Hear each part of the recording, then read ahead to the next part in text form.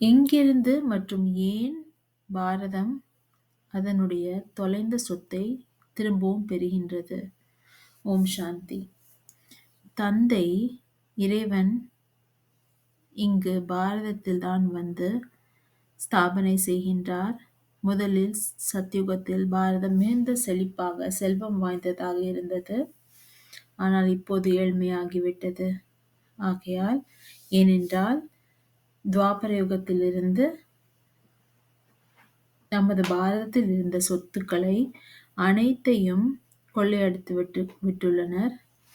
ஆகையால் திரும்பவும் அவர்கள் இப்போது பாரதத்தின் ஏழ்மை நிலை பார்த்துவிட்டு அவர்கள் தானாகவே முன்வந்து தமது கடன்களை செட்டில் செய்வார்கள்.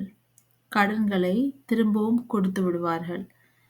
ஆகையால் நாம் திரும்பவும் செழிப்பாக ஆகிவிடுவோம். நமது தொலைந்த போன சொத்து திரும்பவும் கிடைக்கும். ஓம் சாந்தி.